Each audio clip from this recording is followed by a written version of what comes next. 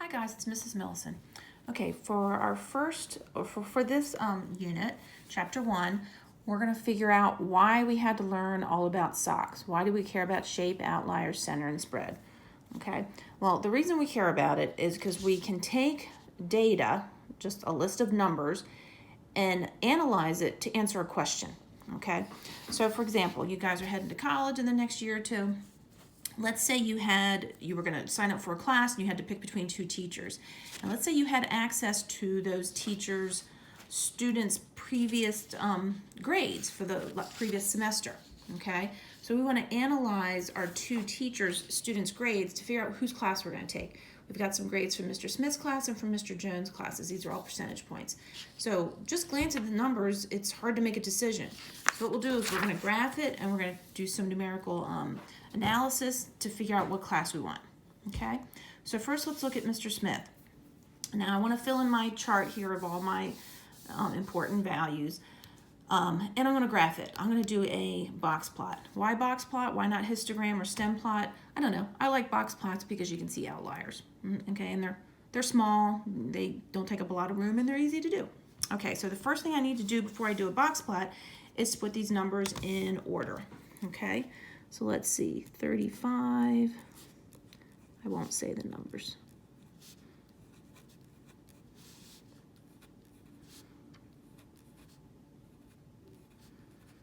Okay, 1, 2, 3, 4, 5, 6, 7, 8, 9, 10.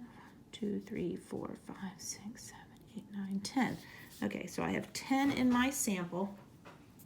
And they're in order. I think I got them all. Okay, I know my minimum is 35, and I know my max is 96, so I know my range. My range is max minus min, which is 96 minus 35, which is what, 61? Okay. All right, in order to find my Q1, my median, and my Q3, median's in the middle. So if there's 10 items, I have to count in 5 and 5. 1, 2, 3, 4, 5. 1, 2, 3, 4, 5. Now there isn't an exact middle right here. So what I'm going to do is I'm going to add these two up and divide them by 2. So I know my median is 80.5. Okay. Now since I didn't use either one of these numbers, I had to calculate my median. I am going to find the middle number of this set for Q1 and the middle number of this set for Q3. So this is what, 1, 2, 3, 5. So I know I have to count in 3. So there's my Q1, 3, 1, 2, 3, and there's my Q3. So my Q1 is 72, my Q3 is 88. Now my IQR is just, my interquartile range is my Q3 minus Q1. So that's 88 minus 72, which is what, 16? Okay. The only other thing now I need is my mean and my standard deviation. Well, mean, I just have to add these all up and divide by 10, no big deal. But standard deviation takes a lot of work, and you don't need to know how to calculate it by hand, okay? So we're going to put these numbers in the calculator, and we're going to find our mean and our standard deviation, and we're going to check these other ones. Okay, so in my calculator, I am going to hit stat, and I'm on edit, so that's fine. I'll hit enter, and I've got list 1. So I'm going to enter these numbers in list 1. They don't have to be in order. It really doesn't matter.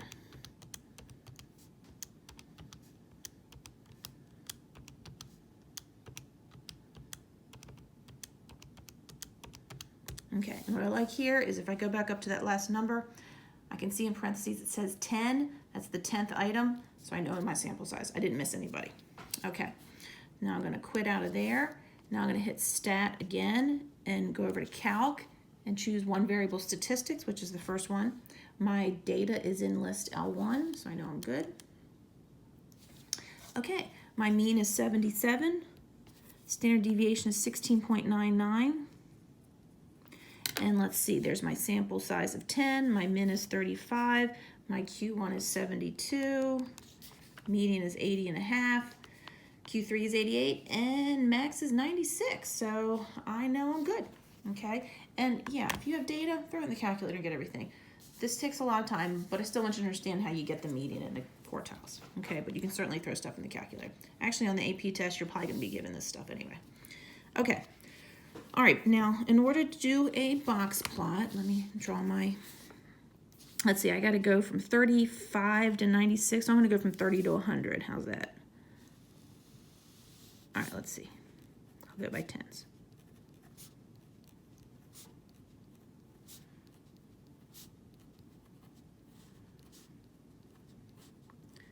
And let's label this. This is Mr.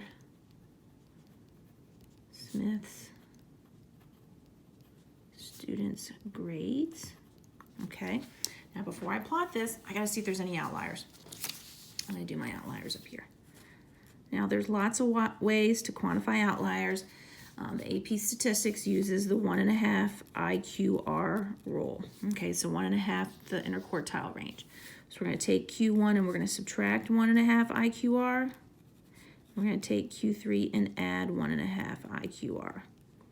And this is the range of numbers that don't include outliers. Okay, so Q1 is 72 minus 1.5. And I write this out, 88 minus 72. So that way I can follow what I'm doing. And then Q3 is 88 plus 1.5. 88 minus 72, that's a minus.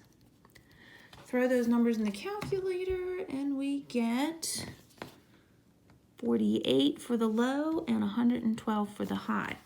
So let's see, oops, oh, I hit my tripod. 48 is right here, right? And 112 would be out here. So all these numbers are not considered outliers, but he is, okay? So I do have an outlier of 35, and we'll identify what 35 is when we describe it, okay? So I do have one outlier. So knowing that, I have to put a little asterisk at 35 for my outlier. And then my next lowest item is at 71. My next lowest observation is 71, so that's my low whisker. Q1 is at 72, and median is 80.5. Q3 is 88. So that's my box, my Q1, my median, and my Q3. And then 96 is the high whisker. Okay, so there is my box plot. Okay, now let's describe it. Let's describe this distribution. So we're going to do our SOCS.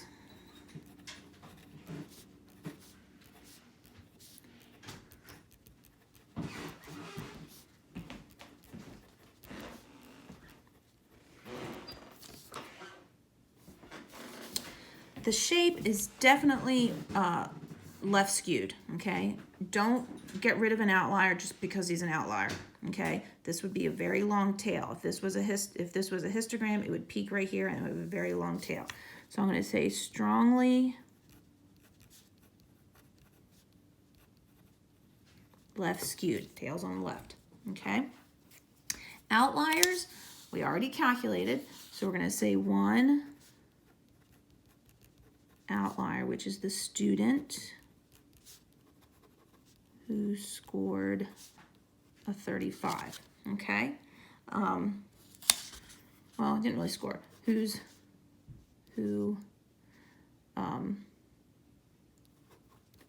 got the grade 35, whatever. It's not necessarily I feel like score insinuates a test score. It's the grade for the class, okay? Don't just write an outlier 35. Identify what the heck 35 means.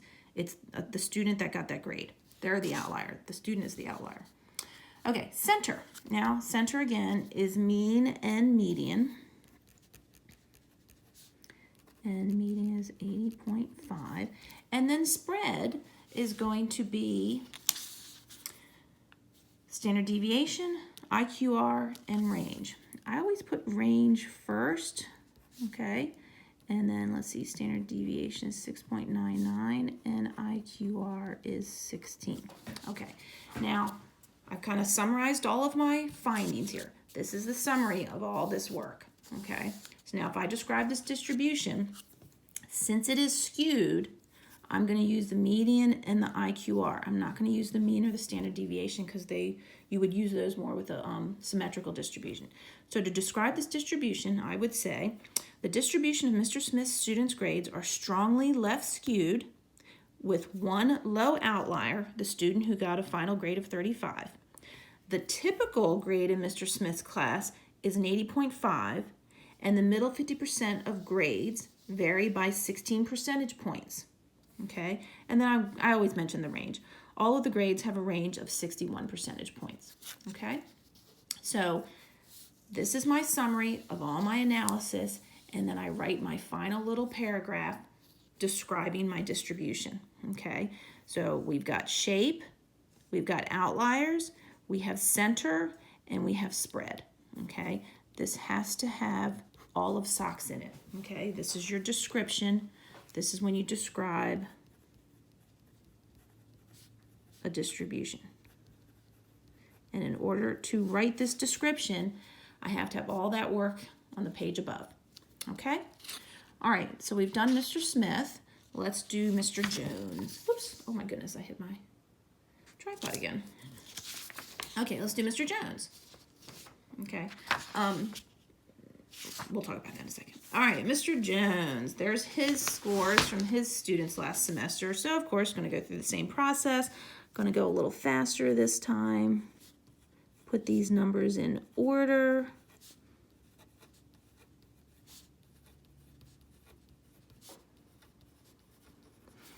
One, 2, 3, 4, 5, 6, 7, 8, 9, 10, 11. 1, 2, 3, 4, 5, 6, 7, 8, 9, 10, 11. Okay, guys. A little slightly larger sample size. So 11 and 11. So I got to count in 5 and 5. So it's going to be the sixth. The median is going to be the sixth observation from each end. 1, 2, 3, 4, 5, 6. 1, 2, 3, 4, 5, 6. So there's my median. Right? Now I did use him. So I'm not going to use them. I'm going to find the middle of this this part to find my Q1 and the middle of this part to find my Q3. So again, it's 5, so I got to count in 3 from both sides. So that's my Q1. 1, 2, 3, 1, 2, 3, and there's my Q3. I know my min is 70. I know my max is 89. My IQR, which is Q3 minus Q1, which is 85 minus 72, which is what? 13. My range, which is max minus min, 89 minus 70, which is what? 19? Okay. Let's do the same thing for our mean and standard deviation. To clear a list, I'm going to take my cursor and move it above there, and I hit clear, and then enter, and you notice it clears it. Okay. So now I can type these in.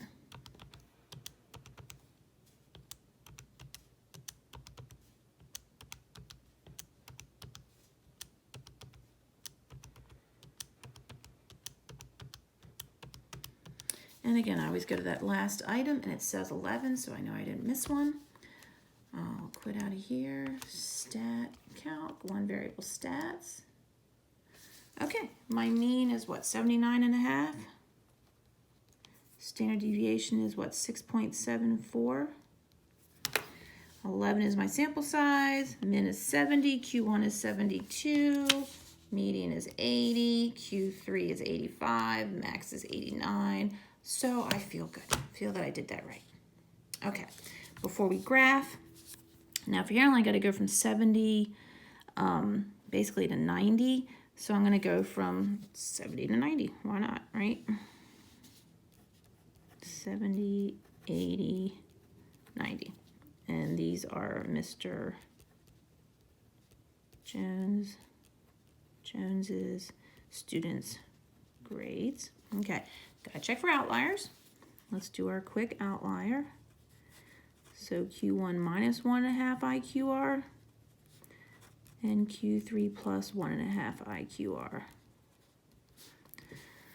Q1 is 72 minus 1.5. 85 minus 72. Oops.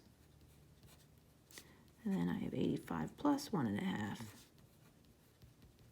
IQR. Throw those in the calculator, and I get 52.5 for the low end and 104.5 for the high end. Okay, 52.5, that's way out here, right? Oops. And 104 is way out here. So all my data is within that range. So I have no outliers. No outliers. Okay? All right, so this one I don't have to do any asterisks. I'm going to start with my median. I'm going to go to 80. I'm going to go to Q1, which is 72, Q3, which is 85, and I'm going to make my box. Then I'm going to go to my min and do my whisker, and I'm going to go to my max and do my whisker. Okay? All right, so let's describe the distribution of Mr. Jones's students' grade. So again, we will do SOCS.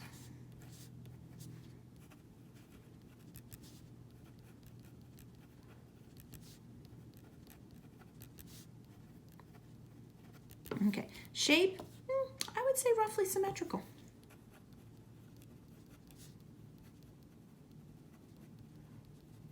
Okay, median's about in the middle, tails are about the same, roughly symmetrical.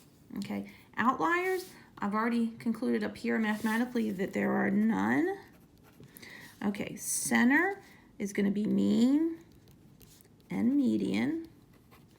And of course my spread is going to be my range, which is 19, my IQR, which is 13, and my standard deviation, which is 6.74. Okay, now again, this is my summary of all this work. Okay, so now I'm going to go ahead and put this into a sentence. Now, since my shape is roughly symmetrical, I'm going to use my mean and my standard deviation. I'm not going to do median and IQR. Okay, so I would simply describe the distribution of Mr. Jones's students' grades is roughly symmetrical with no outliers. Okay, the typical grade in Mr. Jones's class is 79.5, and that varies by about 6.74 percentage points. Okay, and then I always like to say the grades have a range of 19 percentage points. Okay, so again, here is my description, and I have to make sure I've got shape, outliers, center, and spread. Okay, make sure in your description of a distribution, you touch on everything in SOCS. Okay? All right, so I've described Mr. Smith's students' grades and Mr. Jones' students' grades. So now I want to compare. Okay? All I have to do is basically take these two descriptions and make some comparisons. Okay? So for example, I'm going to say Mr. Smith's students' grades. Well, actually, let me do this. What I did was I took the two graphs and all the summary numbers, and I kind of just summarized them. Okay? Hold on a second. So here is the graph for Mr. Jones's students' grades. Here's the graph for Mr. Smith, and I just put some of the other numbers. The mean, standard deviation, range, and IQR. Okay? So now I'm just going to do a little comparison. Okay? So when I compare two distributions, I need to use comparison words. Greater than, less than, different, same, that type of thing. Okay, so I'm going to say the grades in Mr. Smith's class are strongly skewed left, while the grades in Mr. Jones' class are roughly symmetrical. Mr. Smith's class has one low outlier. The student got a grade of 35, but Mr. Jones doesn't have any outliers. The medians of both classes are very close at 80.5 and 80. But Mr. Jones's class has a slightly higher mean grade and the same letter grade as the median. These would both be B's. But whereas Mr. Smith's, the mean grade is a lower letter grade. That would actually translate to a C as opposed to a B for the median, okay? And then Mr. Jones has a smaller spread. That's everything. The grades in Mr. Jones's class have a smaller range. Where's my range? Have a smaller range. They have a smaller IQR, and they have a smaller standard deviation, which simply means that Mr. Jones's grades are more consistent. They're closer together. Okay, they're mostly B's and C's. Where Mr. Smith's class, his grades are more spread out, and they kind of spread over the entire grading scale. You got something from a failing grade up to an A. Okay, so that's how I would compare. So if we put all that into a couple sentences, there's my comparison. Okay, kind of what I said, a few more extra words in there. Okay, you've got to use comparison words. One's got an outlier, one doesn't. The medians are very close, but one's got a slightly higher mean, lower letter grade, smaller range. You just don't want to say, Mr. Smith has this range and Mr. Jones has this range. You want to say one is greater than the other or less than the other. Okay, use comparison words. But again, talk about the shape, outliers, center, and spread. and compare. Okay. All right, so from this, my question is, whose class do you want to take? Okay, you want to take Mr. Jones's class, you want to take Mr. Smith's class. Okay, there's no wrong answer. You just have to support your answer. You can pick Mr. Jones, you can pick Mr. Smith. I don't care, support it. Okay, why would we want to take Mr. Jones's class? I would take Mr. Jones's class because even though the medians are about the same, Mr. Jones has a slightly larger mean, okay, so a slightly larger average. Plus, since the spread is so small and so tight and consistent, I know I'm going to get a B or a C, okay? So I'm happy with that. I know I'm probably going to get a B or a C because that's how tight his range is, okay? Now,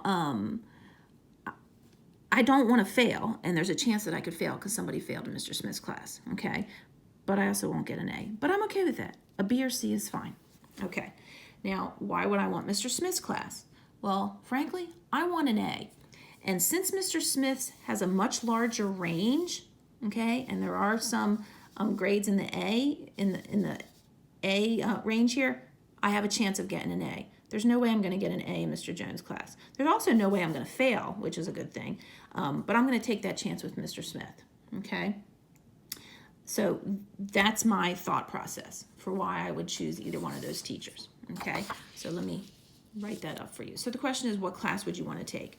If you want to take Mr. Jones' class, talk about how tight and small the spread is, okay? So you know you're going to get a B or a C, okay? You know you won't fail. Mr. Smith, the spread is much larger, okay? Both teachers have approximately the same median, okay? They both had the same median, about 80 and a half. Mr. Jones has slightly larger mean, okay? But these are letter grade differences here, okay? But then again, I want an A.